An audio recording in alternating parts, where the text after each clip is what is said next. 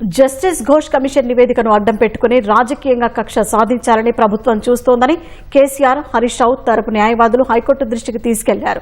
దీంతో కమిషన్ నివేదిక సిఫార్సుల ఆధారంగా చర్యలు తీసుకుంటారా, లేకపోతే అసెంబ్లీలో చర్చించాక చర్యలు తీసుకుంటారా అని అడ్వకేట్ జనరల్ సుదర్శన్ రెడ్డిని హైకోర్టు ప్రశ్నించింది.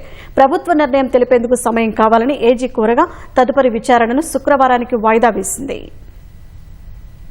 కాళేశ్వరం ప్రాజెక్టుపై జస్టిస్ పీసీ ఘోష్ కమిషన్ ఇచ్చిన నివేదిక రద్దు చేయాలంటూ మాజీ ముఖ్యమంత్రి కేసీఆర్, మాజీ మంత్రి హరీష్ రావు దాఖలు చేసిన పిటిషన్లపై హైకోర్టు విచారణ చేసింది. కాళేశ్వరం ప్రాజెక్టు నిర్మాణానికి సీడబ్ల్యూసీ అనుమతిచ్చిందని, వాప్కోస్ పర్యవేక్షణలో సాంకేతిక అనుమతిచ్చాక ప్రాజెక్టు నిర్మాణం పూర్తయిందని కేసీఆర్ తరపు న్యాయవాదులు కోర్టుకు తెలిపారు. 2 ఏళ్ల క్రితం మేడిగడ్డలోని 7వ బ్లాక్లో స్పియర్ కుంగిపోయిందని, అందుకు కేసీఆర్, హరీష్ రావు సహా గత ప్రభుత్వ ప్రతిష్ఠ దెబ్బతీసే లక్ష్యంగా కమిషన్ను నియమించారని పేర్కొన్నారు. కేసీఆర్ కి నిబంధనల ప్రకారం కమిషన్ నోటీసులివ్వలేదన్నారు. ఘోష్ కమిషన్ నివేదికను ప్రభుత్వం పిటిషనర్లకు ఇవ్వలేదని, నివేదిక కోసం లేఖ రాసినా స్పందన లేదన్నారు. నివేదికను పబ్లిక్ డొమైన్లో ఉంచిన ప్రభుత్వం పిటిషనర్లకు మాత్రం ఇవ్వలేదన్నారు. రాజకీయంగా ప్రతిష్టను దెబ్బతీసే ఉద్దేశంతోనే ముఖ్యమంత్రి ఆ విధంగా వ్యవహరించారని, నివేదిక మొత్తం పత్రికలో ప్రచురితమైందంటూ పేపర్ క్లిప్పింగులని న్యాయవాది హైకోర్టుకు అందించారు. కేసీఆర్ తరపు న్యాయవాది ఇచ్చిన కాపీలు స్పష్టంగా లేకపోవడంతో సరైన కాపీ సమర్పించాక విచారణ చేస్తామని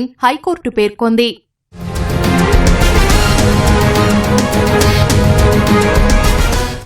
కేసు ప్రాధాన్యం దృష్ట్యా విచారణ కొనసాగించాలని పిటిషనర్ల తరపు న్యాయవాదులు కోరారు. అధికారికంగా నివేదిక విడుదల చేశారా అని ఏజీని హైకోర్టు ప్రశ్నించగా, కమిషన్ నివేదికపై రాష్ట్ర ప్రభుత్వం 3 సభ్యుల కమిటీని ఏర్పాటు చేసినట్లు వివరించారు. 650 పేజీలున్న నివేదిక మంత్రి మండలిలో ఉంచేలా 60 పేజీల్లో సారాంశం పొందుపర్చారని, అది మాత్రమే బయటికి వచ్చిందని ఏజీ కోర్టుకు తెలిపారు. ప్రజాధనం దృష్టిలో ఉంచుకొని ప్రభుత్వం జస్టిస్ పీసీ ఘోష్ కమిషన్ను ఏర్పాటు చేసిందని, ఇది కేవలం నిజ నిర్ధారణ కమిషన్ మాత్రమేనని ఏజీ వాదించారు. 3 సభ్యుల కమిటీ ఇచ్చిన రిపోర్టు ఆధారంగా మంత్రి మండలిలో చర్చించారని, కమిషన్ నివేదికను అసెంబ్లీలో పెట్టాలని నిర్ణయించారని ఏజీ కోర్టుకు తెలిపారు. అసెంబ్లీలో పిటిషనర్లు సభ్యులుగా ఉన్నారని, అక్కడ వాదనలు వినిపించవచ్చన్నారు. అసెంబ్లీలో చర్చించే వరకు పిటిషన్లపై ఎలాంటి నిర్ణయం తీసుకోవద్దని హైకోర్టును కోరారు. సుప్రీంకోర్టు తీర్పునకు విరుద్ధంగా కమిషన్ నోటీసులిచ్చిందని పిటిషనర్లు వాదించడం చెల్లదన్నారు.